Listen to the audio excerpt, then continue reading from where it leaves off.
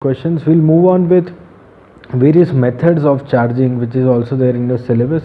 So there are many methods of producing a charge. One of them is charging by friction. Perhaps you have done this experiment by yourself in your school days when you have rubbed your dry hair with a plastic ruler. In that case, what happens is, so you have to rub two objects together for this method to work, right? This is called charging by friction, and in this magnitude of total charge on both objects remains same. So this is again conservation of charge. But how does it happen? So there are typical examples, like if you have a glass rod and if you rub it with a silk cloth, okay, apparently silk has more affinity for electrons. So what will happen is some electrons will transfer into the silk cloth from the glass rod. Okay, in that case the glass rod will be left with deficiency of electrons. That means it will be left with some positive charge, right? So electrons are rubbed off the glass rod and they will accumulate on the silk cloth, but the glass rod remains positively charged. But in this scenario, the total charge on both the objects remains same, and the objects will acquire opposite charges. If silk cloth acquires negative charge, the glass rod acquires positive charge. Remember these things. Ebenite rod is one more thing, okay, which is basically a rubber ka rod. Okay, it's made of a vulcanized rubber thing, and when you rub it with animal fur, that gets negatively charged. The rod gets negatively charged. This is how actually you will create positively charged rod and negatively charged rod even in your lab experiments, right? So this is one method of charging, which is charging by friction. Another method of charging would be charging by conduction. What do you mean by that? This requires a contact between the two objects, but there is no rubbing as such. So if you keep two things in contact, the charges will distribute among themselves, and again the total charge is remaining constant. The total charge initially is equal to total charge finally, and conductors will be charged with same sign. Like unlike the previous case where you were getting opposite charges on both the things, this will get same sign on both the objects. For example, if ebenite rod is rubbed with metal sphere, so there is no rubbing as such but touching. If suppose you take this rubber ebenite rod and touch it at various points on this metallic sphere, what will happen is the charge, negatively charged rubber, will actually get distributed between these two objects, right? So if finally you separate them, you will see both the objects having same sign of charge, but the total charge of course remains constant. Conservation of charge still holds, right? But there is no rubbing as such, only contact, only touching is there. And there is one more method of charging, which is charging by induction. This is very interesting because induction effect has many occurrences in your entire electrostatics, electromagnetism में कई points पे this concept of induction is actually coming. So this is just very interesting. Just look at this, how it happens. So between the two objects you can have charges appearing on the bodies without touching between those two, okay, if there is no touching, none of the objects are going to lose their original charge. Okay, this is the concept.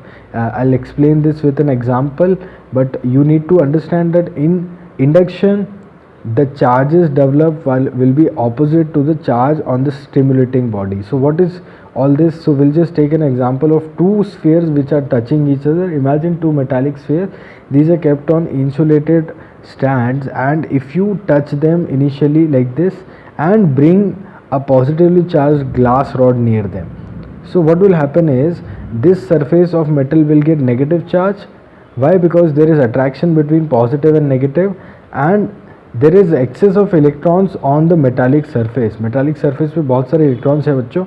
So the electrons will be rushed onto this side because they are feeling attraction with the rod, and the remaining side will be left positively charged because total charge on the conductor is 0. Initially it was 0, so finally it should remain like that.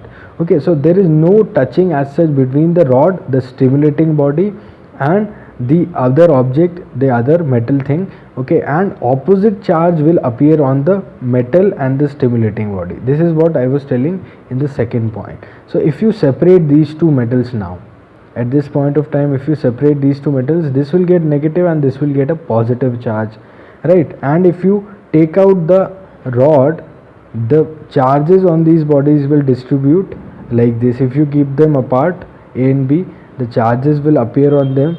So opposite charge is appearing on the metal apart from the stimulating body, opposite charge उस पर आ जाएगा, इस पर positive है तो इस पर negative आ जाएगा. This is what I was saying. And initial object पे भी, स्टिमुलेटिंग बॉडी पे भी जो चार्ज है वो लूज नहीं किया उसने, it's not losing its own charge. So the rod remain, the charge on the rod remains same through out the experiment. This is method of induction, charging by induction. So we'll just understand this with an example, that how can you charge a metal sphere positively without touching it. So if I ask you from the three methods, which one will you use in charging a metal sphere positively without touching it? So without touching it, I think gives you an idea that the method that we'll be using here is induction, right? So induction mein, but if you want to charge it positively, you have to bring in a negatively charged rod. So if you bring an ebonite rod like this, and there will be positive charge here, negative charge here, these are induced charges. This is an insulated stand, so positively charged and negatively charged. But how will you manage to charge this metal sphere positively? Suppose you were not to use any other metallic sphere, okay? In that case, how will you do it? So you can actually ground it.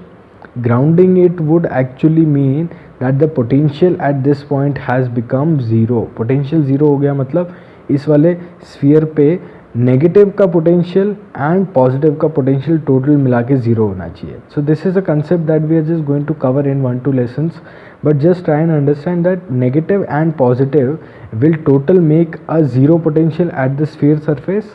This is why this grounding means connecting with earth. So excess of electron from this side will actually flow into earth because they are not required in this situation. इसमें जगह यहाँ पे उसकी ज़रूरत नहीं है एक तरह से कि आपके पॉजिटिव चार्ज और नेगेटिव चार्ज की वजह से पोटेंशियल ज़ीरो हो गया ऑलरेडी, तो और एक्सेस नेगेटिवली चार्ज जो एक्स्ट्रा थे वो ग्राउंड में चले जाएंगे. And if that happens, finally you are left with a positively charge metallic sphere, right? So these kind of questions, these kind of conceptual based questions, they have been coming, and I hope you'll understand these examples. This is actually from NCERT, so try and follow NCERT also. If for theory part you're thinking of following anything, try and follow NCERT, and I'll be telling you more resources from where you can study. So I'll continue this discussion with Coulomb's law in the next lesson.